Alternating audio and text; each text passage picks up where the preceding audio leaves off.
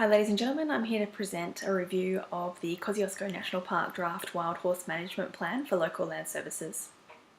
Kosciuszko National Park is managed by the New South Wales National Parks and Wildlife Service, and this plan was prepared by the service and published by the Office of Environment and Heritage for the State of New South Wales. Kosciuszko National Park covers an area of approximately 700,000 hectares and stretches north from the Victorian border along the Great Dividing Range towards the ACT. Kosciuszko National Park is Australia's biggest alpine region, and it's also a UNESCO Biosphere Reserve. Since the introduction of horses to the area over 150 years ago, the environment has been negatively impacted. And the more horses that are coming to the area means more impacts for the area. The plan mentions the park's many environmental values. It is home to several endemic species such as the alpine buttercup and endangered ecological communities. The Draft Wild Horse Management Plan has three main objectives which relate to reducing the impacts of horses on the park, as well as maintaining their cultural heritage values and involving the community wherever possible. The draft plan is based on a thorough review of the 2008 Kosciuszko National Park Horse Management Plan, as well as the 2003 Horse Management Plan for the alpine area of Kosciuszko National Park. The plan was put together with input from the Parks and Wildlife personnel and scientists, local business people, representatives from various interest groups and the general public. Actions in the improved final plan will be implemented as part of an integrated regional pest management strategy across the Kosciuszko National Park, so it's integrated into a larger system. The control methods will be conducted according to all relevant national and state animal welfare legislation. The Draft Wild Horse Management Plan utilises a mix of planning approaches, as I believe all effective plans should. A rational, comprehensive planning approach is used for several aspects of the plan. As part of the review of the 2008 Horse Plan, an independent technical reference group was established, and this group provided rigorous scientific testing and technical advice on the management of wild horses in the park. The plan also contains measurable strategies, such as the goal of reducing the wild horses from 6,000 to 600 within the park within 20 years. An incremental approach is also evident, and this is particularly in the actions of the plan. So in some of the subzones, there's actions that are outlined for horse control management, but these are subject to various elements such as season, number of horses, the access to the area, and the person carrying out the task. So these could vary greatly depending on who was in charge of the task at the time, and this leaves room for some incremental planning approaches. The plan also has a highly participatory aspect, so stakeholder involvement was a big part of putting the plan together. Community understanding of park values and views on wild horse management in the park was sought in preparing the draft. There's also adaptive planning within the Draft Wild Horse Management Plan, and this is evident in the actions of the plan.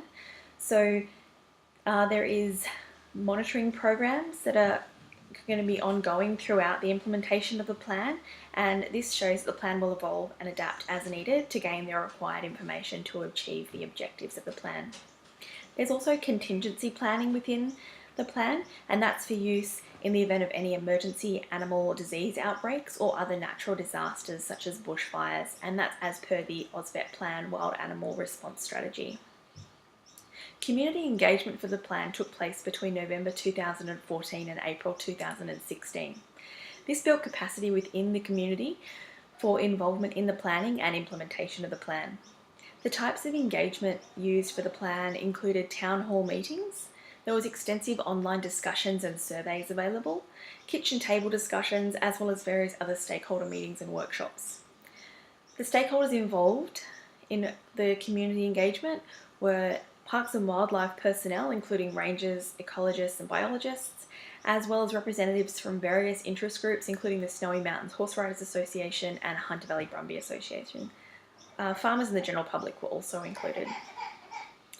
Now to look at the planning principles. If we look at Faulding's approach of planning and apply them to this Draft Wild Horse Management Plan, we can see the plan does utilise many of the principles mentioned. The Draft Wild Horse Management Plan has three consistent objectives that are mentioned several times throughout the plan. Consistent use of terminology is used especially with regards to horse control measures. The plan's legislative, social and historical context is discussed at length as it plays an important role in determining the measures used for horse control. There are passionate views on both sides of this issue, and I would say the plan provides a comprehensive look at both sides and takes both sides of the argument into account with implementation of the plan. A criteria for decision making is outlined in the plan via the presentation of reliable scientific data and a sound description of how this data is interpreted. For example, the impacts of wild horses is demonstrated in great detail via statistics from long-term monitoring as well as photographic evidence. I would say the plan is clearly presented and details its legal status, plan actions as they relate to land tenure, specifically with regards to actions for subzones and wild horse control methods, and is of the appropriate level and scale. Ongoing monitoring is part of the plan. As an example, the plan makes mention of the establishment of a scientific survey methodology that quantifies the environmental damage caused by the wild horses. This methodology will underpin future wild horse surveys and will inform future drafts of horse management within the park. I would say the skills and qualifications of the plan preparers is hard to deny. Many professionals were involved in putting the plan together, including those with years of experience within the park, both from the public and the private sector. The target audience was definitely reached and was also involved by way of comprehensive stakeholder consultation during the preparation of the plan. The only principle I would suggest that might be lacking was sufficient how-to guidance for users. One of the weaknesses of the plan, I feel, was in the actions for the subzones could have been more specific and could vary depending on the person taking out the task at the time. With regards to other weaknesses in the plan, it is a very large issue and a very large area that the plan covers, so hopefully the right actions are carried out to ensure the objectives are achieved. For the strengths of the plan, I would say that there's strong scientific data. There's several studies and scientific data presented in the plan that were conducted over 10 or more years, showing reliable scientific data. And the zones that are used have broken down a large area into a smaller area, so that will hopefully mean more effective implementation of the plan. Overall, I would say the plan is well prepared and has the best interests of the majority of stakeholders at its core. I hope this review has helped in deciding whether to make a submission based on this draft wild horse management plan. Thank you.